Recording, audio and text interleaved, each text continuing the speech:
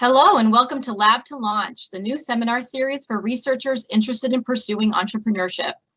I'm your host, Sarah Jane Murdoch, the Administrative Project Coordinator for the Institute for Innovation and Entrepreneurship at UT Dallas and the Operations Manager for the Venture Mentoring Service of North Texas.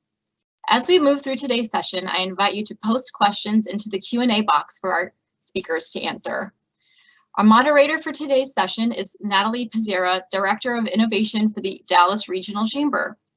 Natalie serves as the connector of corporations, entrepreneurs, investors, and educators with the goal of catalyzing innovation across DFW.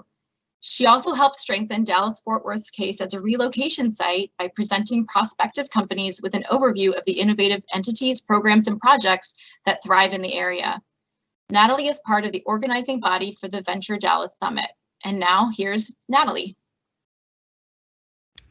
Thank you, Sarah. It's great to be here today and also great to be joined by Christy Cardena, Adam Littman, and Brent Schultz. I want to introduce the audience to our panel of speakers, so I'll quickly run through a little bit about them before we kick off. Christy Cardena is a managing partner at Ecliptic Capital, which is running Ecliptic Capital, running investment and research for the Venture Capital Fund in Austin, Texas, and fueling innovation across emerging hubs. She's a CPA and has nearly a decade and $12 billion under investment banking and private equity transaction experience.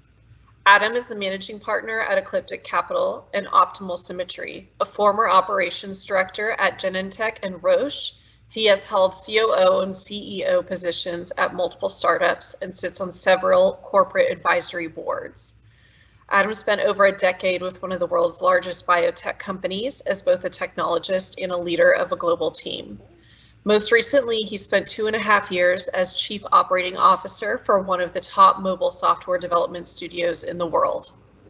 Brent Schultz is the director of the UT Dallas Office of Technology Commercialization, the OTC, and has been with the office since its inception in 2008. He has extensive experience in IP management, new technology, translation, commercialization, license, contract negotiation, business plan development, and startup mentoring. First, we'll start with Christy, who will give us a high-level overview of the changing landscape. Christy? Thank you so much, Natalie. As she said, we're going to just set the stage here in terms of what the world looks like for technology commercialization, both on a national economic level, but also here in Texas. And we have quite a bit of content here, so please forgive the lightning round approach. We'll have the slides available for distribution as needed. Okay, so first we're going to start with the state of play. A storm was brewing, and this is before coronavirus, which I really think of as a trigger of sorts. It's certainly an economic event in and of itself, but there was a lot going on in the economy before coronavirus hit, and it's important to consider that when understanding everything, not only that's happening today, but that's also going to happen in the coming years. And I'm going to focus on just a couple elements of this. First, a long period of easy money. As many of you probably know, in response to the 2008-2009 credit crisis, the government or the Federal Reserve lowered interest rates to near zero, where they stayed for one of the longest periods in history. And that has caused arguably something of a corporate debt bubble in addition to an asset bubble. And I only mention these points that are certainly somewhat controversial and open for interpretation, just to give you a sense of the economy was in a relatively delicate state of the business cycle when coronavirus hit. And so now here we are in a global recession. And I probably don't need to tell you this, but the economy has imploded. And really what we're talking about here is unemployment. And these figures are closer to when coronavirus first hit, but really what we're dealing with right now is about 10% unemployment. And there are big names that are announcing layoffs, and that is expected to continue. Basically, part of what has happened is with the PPP loans that have this PPP stimulus that's been issued by the national government, some of that has been staved off, despite the fact that it feels, it's constantly in the news, the layoffs, and we feel the brunt of a good chunk of that. And one thing I just note that I find specifically important is the Great Depression, and this is something that's been in the news to some extent as well. There are certain parallels between what's happening now and the Great Depression, and at the heart of it really is unemployment. So let's dig in a bit there. Jobs. Many of the jobs lost will not return. Basically, what has happened in the United States since the mid-1980s, what I consider the age of automation, the economy itself has recovered in terms of productivity and GDP, but has not been able to make as timely recoveries in terms of jobs. And so, in effect, what's happening, and you can see it here, it took us in 2007, in response to the recession, about 10 years to fully replace the jobs that were lost. So we're in kind of a special black swan type of situation where the economy is struggling to create jobs. And in addition to this kind of unusual, unexpected impetus of coronavirus. And I'm just going to spotlight a couple things here. Automation. This is the big trend driving these changes today. Basically, what happens is as an economy, we hit economic distress. And then as a business owner, as many have been faced in the last couple months, you have to sort out how to make things work in a leaner environment. And so really what that means, and what it has meant, like I said, since the 1980s, is you get rid of jobs and you automate as much as possible. And so the numbers are quite stark. 88% of routine job loss has been concentrated in economic downturns over the last 30 years. So this is something we've been measuring and is very clear cut in terms of the economic data. So you might ask, why is this happening? Why are we not able to create jobs the way the American economy once was? And there's a lot going on here. I'll call your attention to this slide on the right.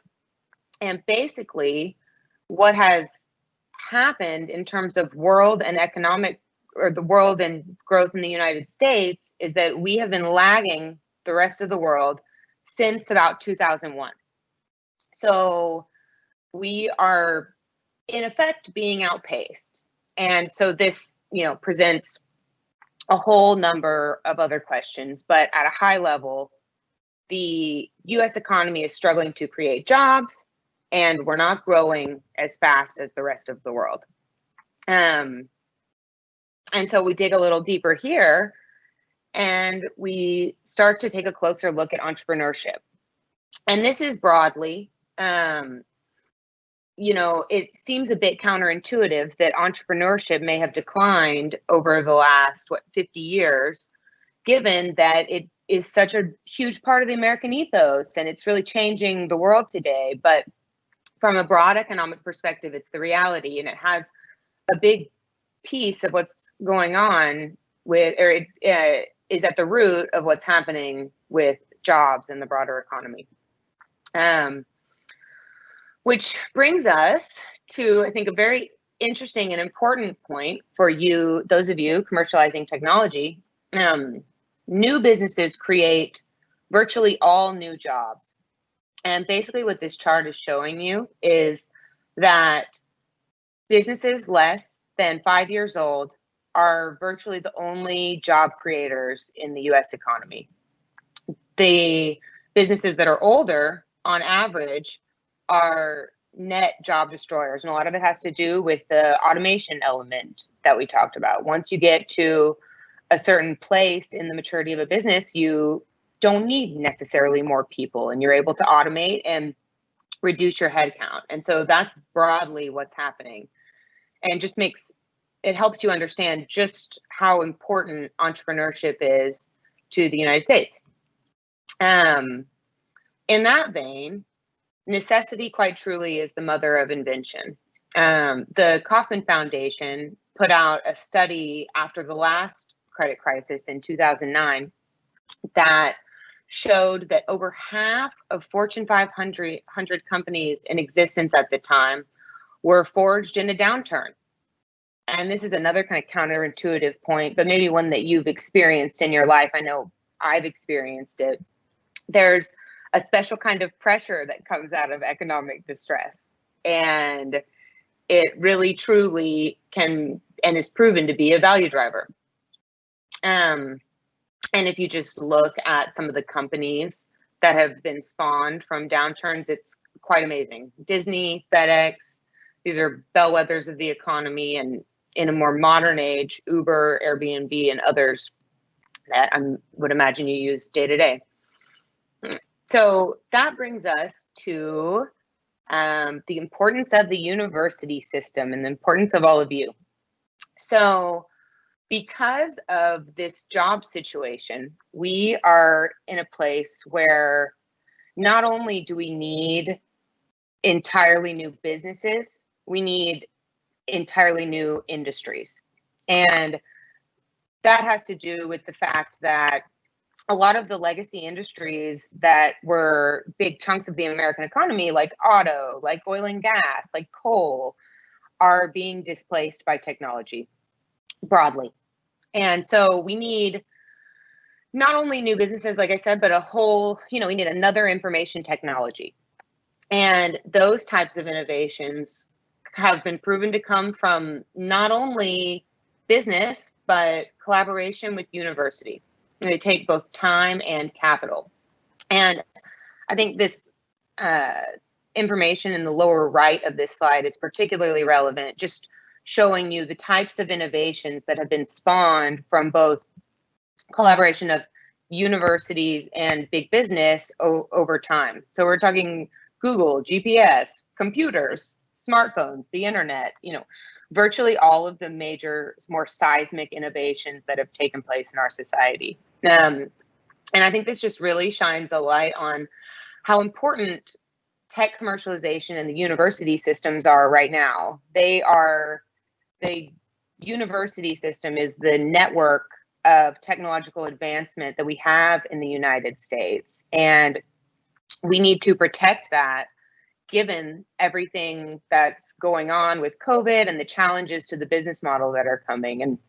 And I just hope that you all, really take this to heart, because I believe that the work that you're doing is of the most important going on today in the United States. Okay, and then we'll dig a little bit deeper into what's happening in Texas. So we have the benefit of a very strong economy over the last 10 years. And I just want to highlight, to dig into Texas to some extent, I won't touch on all of this in depth, but I do want you to have this information just because economic activity clusters, and it will give you a sense of what you're suited to do here in Texas and advantages that your technology may have that you may not have even appreciated.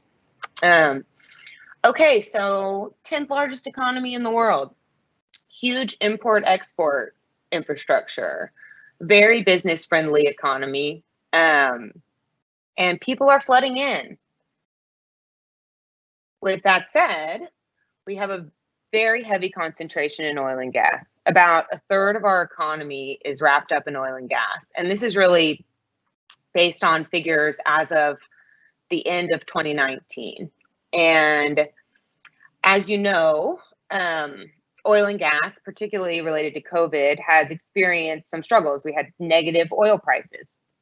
And really, I think of oil as the first domino to fall as it relates to COVID, just because it's a liquid economy. It's a liquid commodity. It all happens very fast. And not only that, but the entry dynamics that were going on kind of set the stage for trouble. And really, that has to do with this chart in the lower right corner. If you compare production in the United States in 2007 to where we are here in 2020, we're talking about more than a double, a dramatic increase in the production of oil and gas over that period. And the vast majority of this has happened in Texas. So when you look at this $1.8 trillion in GDP, a lot of that has to do with the fact that we've doubled down on oil and gas over the last 10 years. And the thing about it is it's put us in a wonderful position. We have huge resources. The Texas institutions and families and other pools of capital have grown because of this, and we've really benefited from it. But we have some choices to make now in terms of what the future looks like for the Texas economy.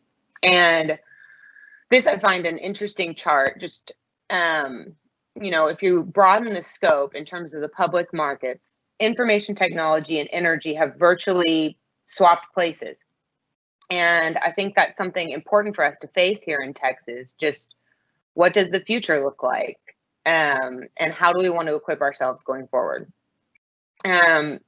So with that said, we have a lot going on in terms of technology in Texas. And I don't need to necessarily go through all of this. And I would imagine that you know a lot of it, but huge top tier research institutions, an emerging, sustaining entrepreneurial community in Austin, and then 3 enormous industrial centers in terms of San Antonio, Houston, and Dallas. So we have a lot, and we're viewed nationally as one of the top emerging hubs for technology.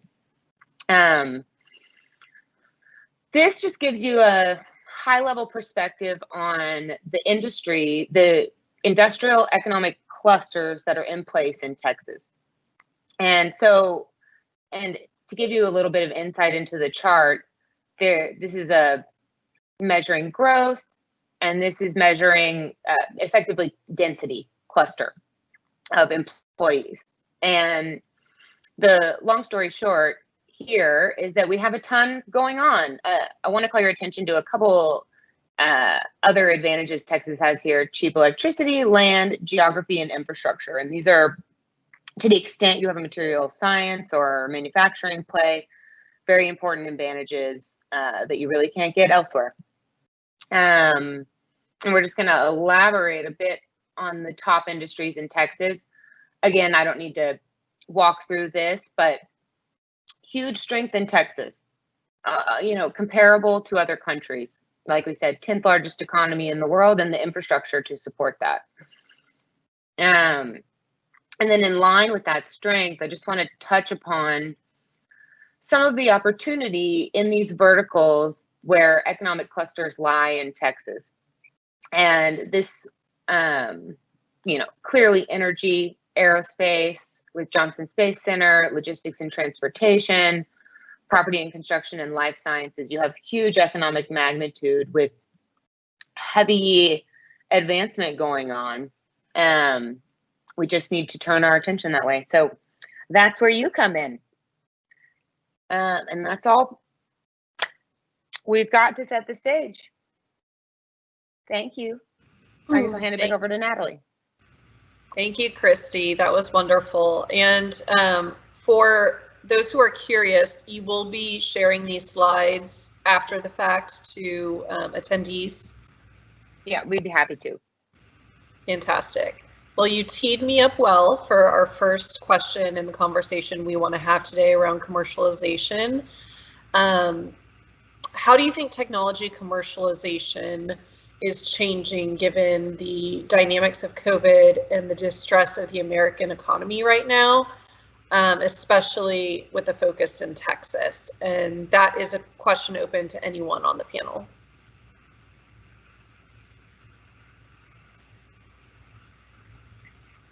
I have some opinions here, clearly. I see what's happening with COVID as the opportunity of a lifetime. Honestly, I think that it has accelerated certain trends that were already going on and forced us to face certain economic realities that may not have been comfortable, but now can't be avoided. And it's forcing us to turn our attention to the new. what direction do we want our society to go in? What technology do we want to commercialize? How do we want to shape the world? So I think it will be painful, and the pain will continue for some extent, but the spotlight will be ever increasing on universities and tech commercialization. And I don't know, Adam, if you have other comments. Yeah.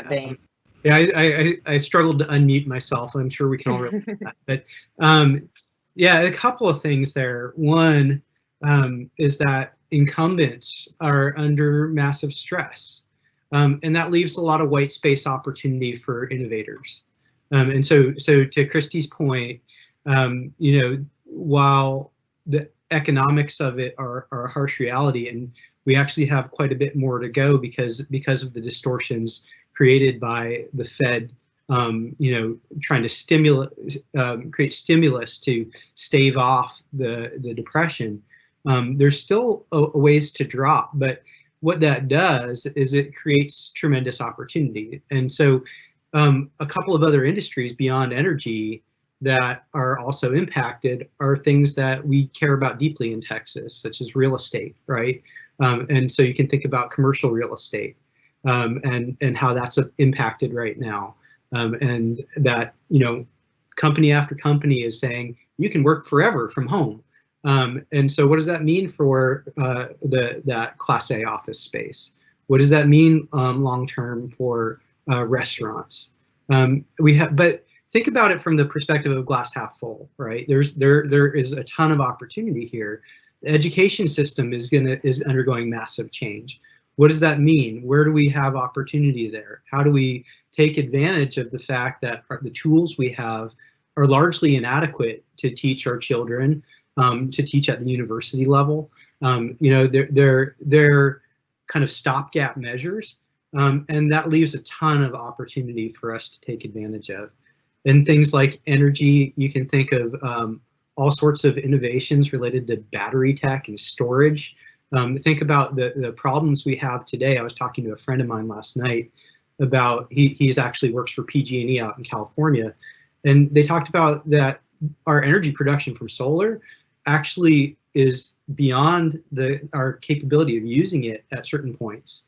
I bet between wind and solar in Texas, same thing. We have a big time of day problem, right? So our peak demand does not line up with our peak production. And so batteries or storage becomes super critical. We have the skills in our universities to address these types of problems, whether it's batteries or supercapacitors or ultracapacitors, or there's a lot of innovation stored within our universities that we need to focus on commercialization. So I think it's a really exciting time if you're an innovator. Yeah, I wanted to highlight quickly something that Christy touched upon in her presentation, that right now there's a lot of doom and gloom, and it can be disheartening to see what's happening. But again, necessity is the mother of invention, and football player once said, "No pressure, no diamonds." So right now there's a lot of opportunity to create new technologies that can really make a difference and shape the world as we know it. And Dallas is a great place to do it due to the diversity of our industry and population. It's a good test market for technologies and for products, and it's also a good market to create B2B products that you can then hopefully sell on to the corporations in our backyard. Brent, did you have anything you wanted to add to that? No, those are all very good comments. I would just say that, solving a customer problem is what entrepreneurship was all about. And these are tough times right now, but there are a lot of problems to solve. Great. Well, I wanted to kind of put myself in the shoes of an attendee here, and a lot of them are researchers, a lot of them are looking into bringing a product to market or beginning the journey of entrepreneurship. So at the beginning of that journey, I wanted to begin with Brent and asking you, if a UTD employee or researcher has an idea, they've developed a new technology or invention, what are their steps? What should they do? Sure. So our process formally starts off with the receipt of a technology disclosure, which describes what the invention is. But I would advise researchers to come to us even before they think they have an invention. We're happy to talk about, what's going on in their labs, and that gives us, just kind of knowing what's going on and what's in the pipeline gives us a head start on commercialization. But once they believe they do have a commercially viable technology, they would submit a technology disclosure, and that form is available on the website. And we would work with them to understand what the core invention is, what the novelty is there, and what the applications are, and what the commercialization pathways might be. If we'd like to do so, we could file a patent application. We have 2 patent agents on staff, and we would either market the technology out to existing companies, or we can work with the inventor to kind of help guide them through the entrepreneurial process. And hopefully we can, if we license it out to an existing company, hopefully we'll find a licensee and we'll generate revenue for both the inventors and the university. So we share 50-50 license revenue between the university and the inventors as a group. You began to touch on a few of these, but can you expand a little bit more on the resources that the university and Office of Commercialization offer to the researchers and entrepreneurs that you work with? Sure. So with respect to entrepreneurship, we have developed an express license template in the OTC. So that is a simplified license template that grants the rights of the invention to the startup.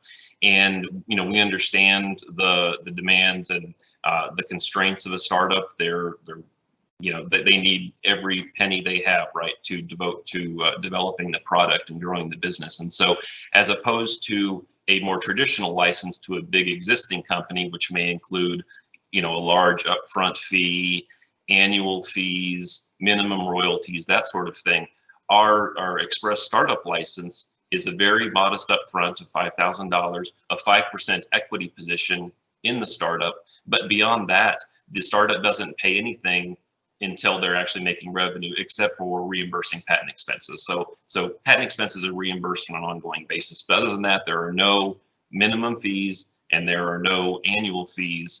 It's just when they're generating revenue, we receive some percentage of that, typically around 3% for a physical science technology.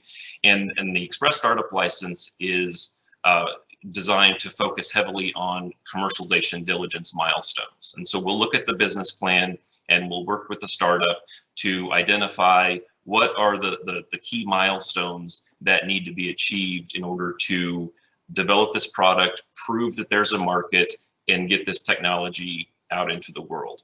And so we're talking about customer validation, going at, what is the value proposition of the technology? Is this really solving a problem or addressing a pain point that the customer has? And the only real way to know that is to talk to customers and get feedback. So the OTC has the Express Startup License. At UTD, we also have the Venture Development Center. That is a 20,000 square foot incubator space that has wet labs, dry labs, offices, cubes, and conference rooms. And we also have the North Texas Venture Mentoring Service. That's where we connect UTD entrepreneurs with mentors, experienced entrepreneurs, and to provide them periodic mentoring and guidance. And we also have the IIE has the Big Idea competition. It's an annual Shark Tank style event competition. And this year we have a new track. It is a research track that is focused exclusively on entrepreneurs interested in commercializing UTD intellectual property. And the winners of those events receive cash prizes and potentially space in the BDC, that sort of thing. I've served as a judge in the Big Idea competition the past couple of years, and it really is a fantastic opportunity that UTD offers. And I'd say one other resource that you did not list that UTD certainly has is a wealth of connections. Your staff who work in entrepreneurship and innovation and commercialization have done a lot to connect with the business community in Dallas and make sure the right people are plugged into what you have going on there and connecting with the right companies coming out of the university. So that's definitely a benefit. And that wet lab space is tough to come by unless you are in a university system and have access to it. So don't skip on that. All right, Brent, one more question. What are some good examples that you can give us of commercialization and technologies that have come out of the UTD system? And are there any bad examples you can give us? Because I love a good cautionary tale. Sure. I would highlight as probably our most successful startup to date, UTD's most successful startup would be Adaptive 3D, which was founded by Professor Walter Voigt, and he's the CEO. And Adaptive 3D, they develop and sell highly unique resins for 3D printing that are both tough and flexible, and they provide material properties that are otherwise unobtainable using conventional materials. They're 4 times tougher than the next best alternative, and they're also a 1-part resin, not a 2-part. So they have a license from UTD. They have 26 employees. They have a significant footprint in both our venture development center, and they have a 9,000 square foot facility in Plano, and they're looking to actually expand beyond that. And early this year, they closed a $7.5 million Series A round, and they're planning to close their next Series B round here in the next few months. And so that is certainly a success story. It's been a long time in the works, but they're doing the right things. Walter has a really good team. He understands he can't do it all himself, and so he's growing a really good group, and that's one of our success stories. I would say, we do have one of the pitfalls is an inventor or an entrepreneur that thinks that they can do it all themselves. So if you're a researcher, faculty at UTD, it's really, really challenging to be an entrepreneur at the same time. And particularly some of the failures that we've had are ones that think that they can do it all themselves, and they just there's just not enough time in the day to both be a researcher and a full-time entrepreneur. So we have a lot. We have some startups that kind of turn into zombies, as I say, that just sort of aren't dead, but aren't really alive. They just kind of linger on.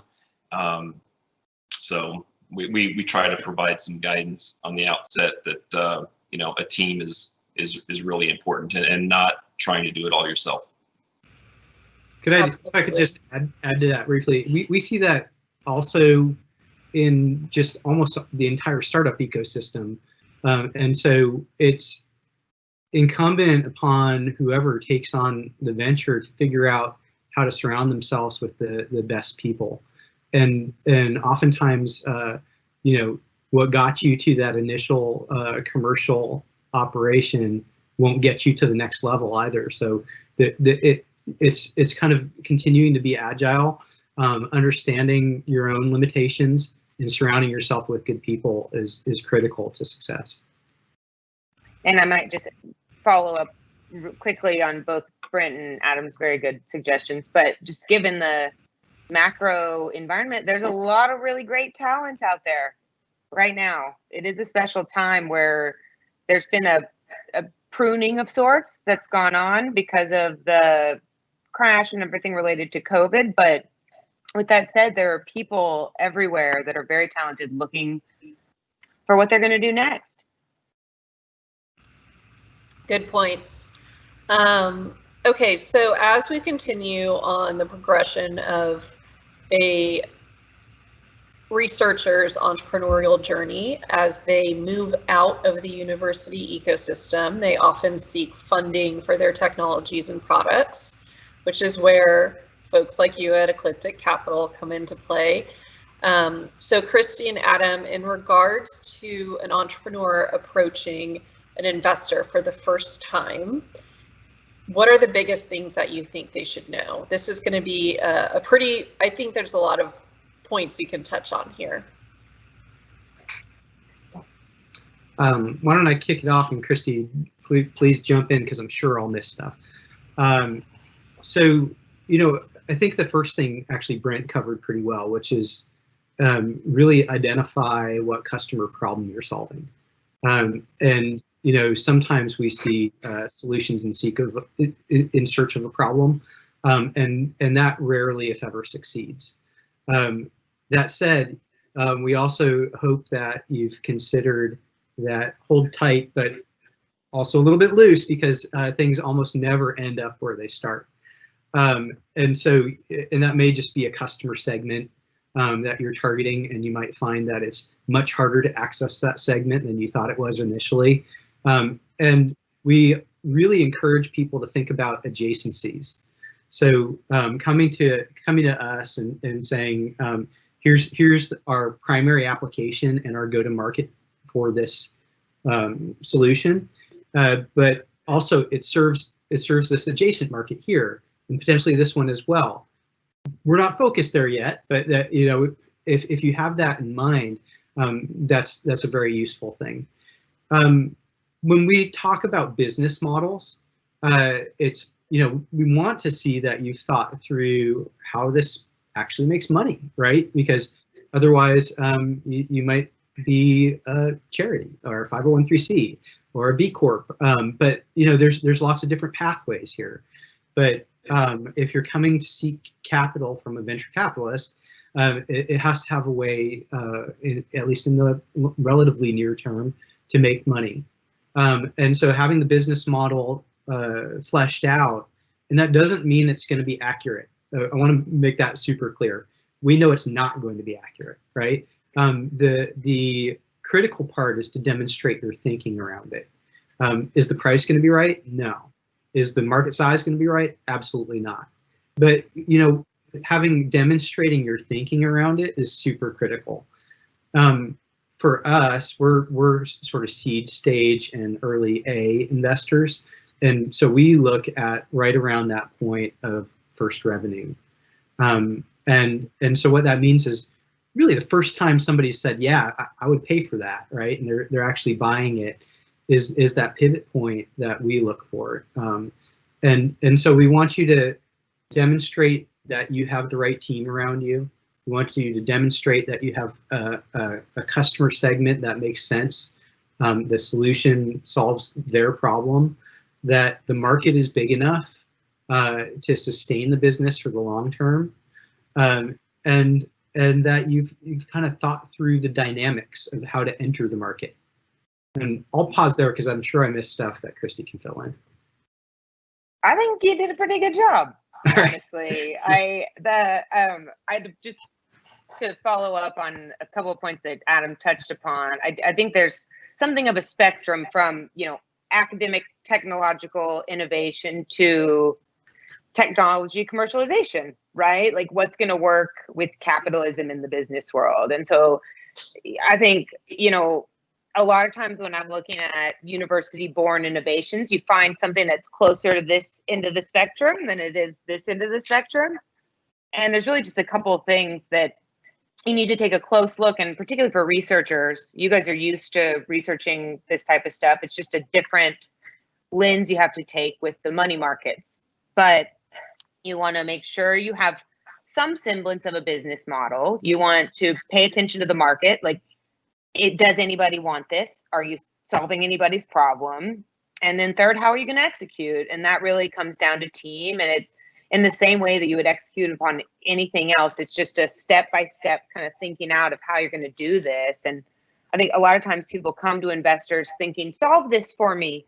You guys are the experts. You know the answers. And investors don't have the time nor the capacity to necessarily make those decisions. They can certainly help.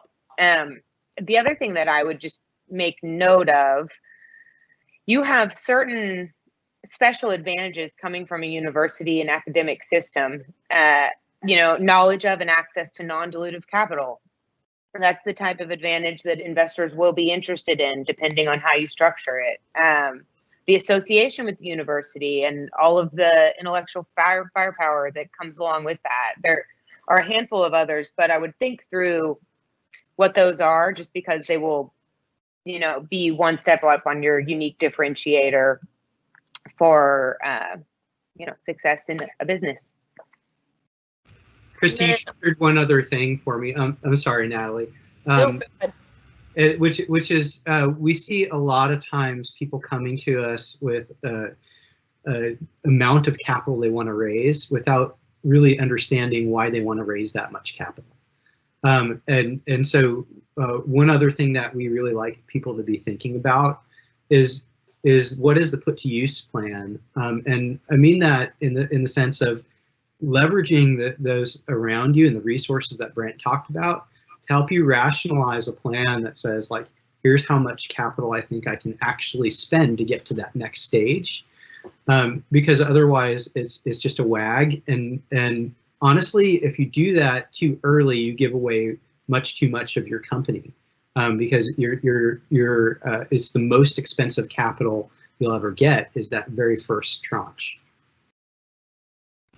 Great. And as far as etiquette is concerned in approaching an investor, and by etiquette, I mean reaching out, following up, materials to present, meeting, what are your suggestions for that as far as what you've seen companies do very well and what really turns you off as an investor?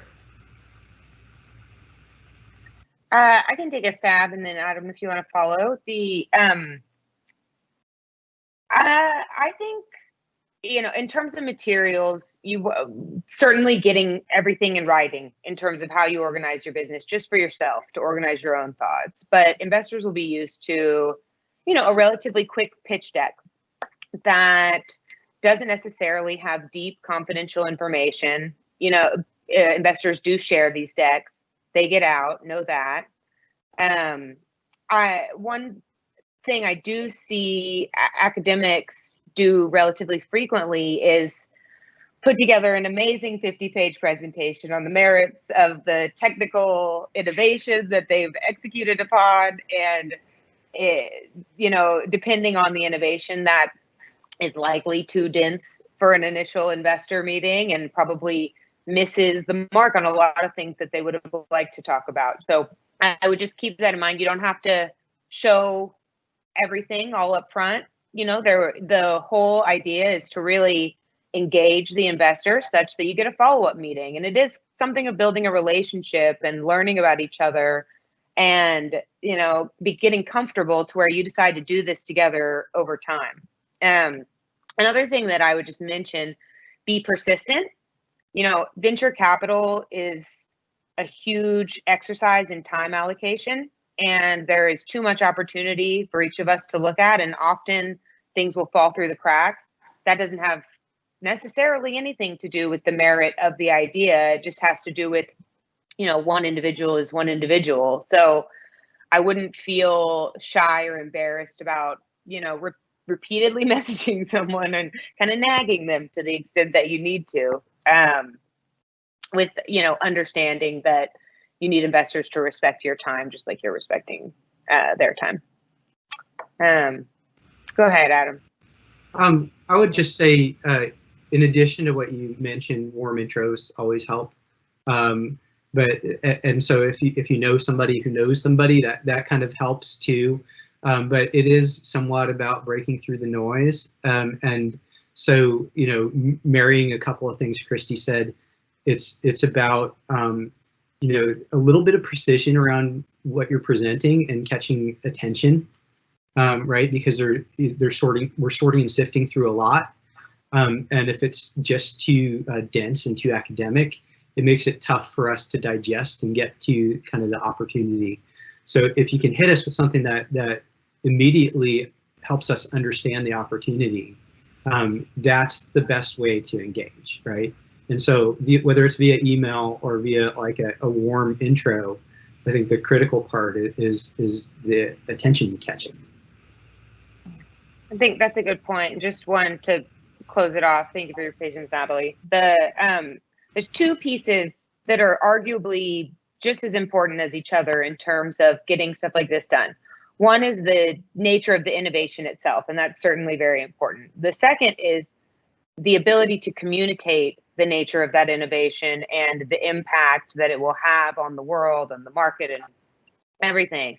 And really, as investors, we're just trying to understand, how is this going to play out? What do we think of this? And if you can really focus on communicating that message, that so many people are able to innovate but aren't able to communicate the message, and even there are people in the university that I would imagine could certainly help you, in addition to other investors or friends, family, just to test the messaging. I think is a good idea.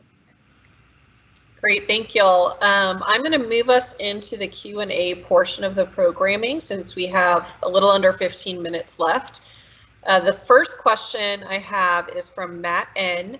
He says, some states with vibrant technology entrepreneurship ecosystems have laws which encourage innovation.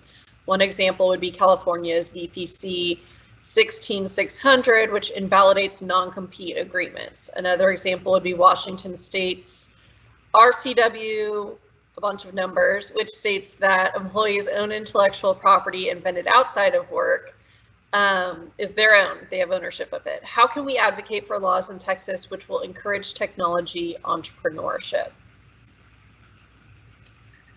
So this is a good question and something I'm actually very focused on. In my experience with capitalism, investing, I appreciate that you can only get so far with the private markets, and you do need public support in the form of policy with the government. And because of this fact and the fact that other states are doing things like this, I do believe that we have a special opportunity here in Texas with the potential to get something like this done. So I would say email your legislators, be noisy, shoot me a note.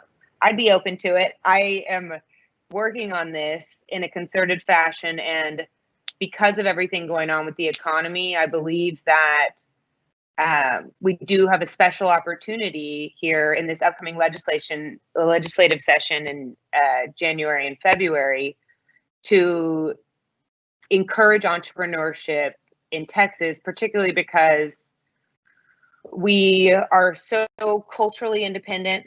We're wildcatters at heart, and we are also very economic at heart.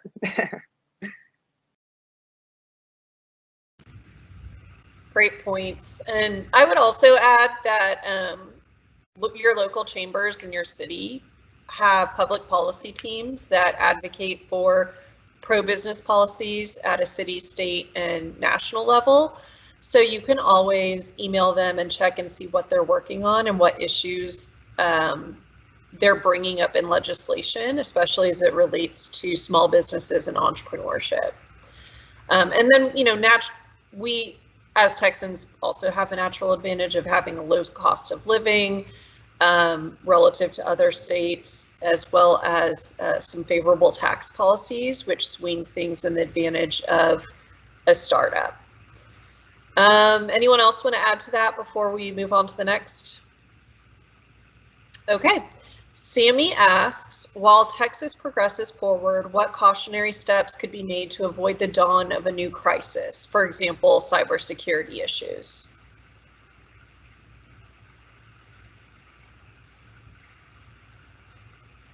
That's a pretty big question, Sammy. That's a tough one. I do think that, modernizing our technology to the extent possible is certainly part of that.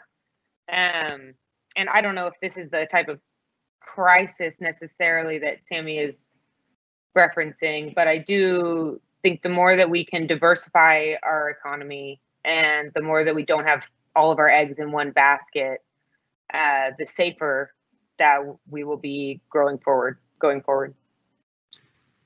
Yeah, I would agree, and especially in the energy sector, right? We've talked a lot about that, and being too dependent on resources, as opposed to think about it in terms of cyclical and non-cyclical industries, defensive industries. Where can we balance? And then certainly cybersecurity is a huge one. Also, we think about intellectual property a lot, and balancing between patent and trade secret. And so thinking about what things you want to put out there in terms of filing, and what things that you just want to keep trade secret because that's another method of protection. But that's really economic protection as opposed to like protection from crisis. But theoretically, the theft of technology could initiate a crisis, I suppose, which is part of cybersecurity. Brent, anything you want to add? No, I think Christy and Adam covered it very well.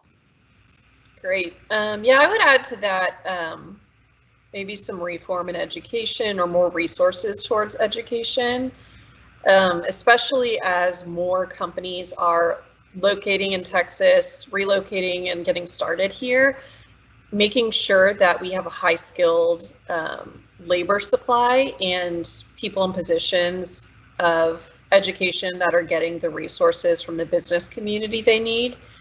That's really important. And I think we're right now, it was mentioned earlier, we're seeing kind of a crisis in education with everything moving virtually all of a sudden. And so I think that there's a lot of opportunity to improve there.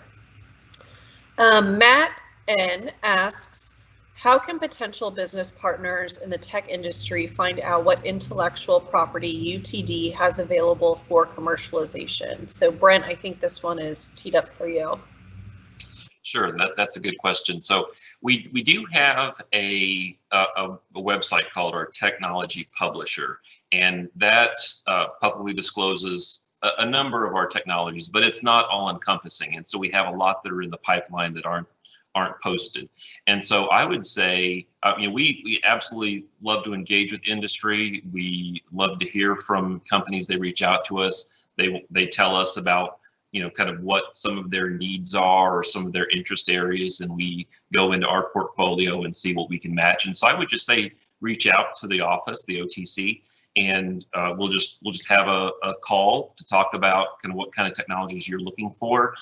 There may be some that are not even formally disclosed yet, but we're just kind of aware that they're being worked on, and we could potentially even connect you with some of the researchers, and there may be a sponsored research opportunity there. So yeah, I would just say reach out to the office. Great, and I would also say that the Chamber does a little bit of work in this as well. We are part of an organization called the Texas Research Alliance, and its mission and goal, especially in North Texas, is connecting the research capabilities of our universities to the research needs of the business community. So their executive director essentially is a matchmaker for researchers and technologies and IP within university ecosystem in North Texas, and then the business community in North Texas. So I'll drop a link to that as well in case anyone was interested. Any closing thoughts before we adjourn?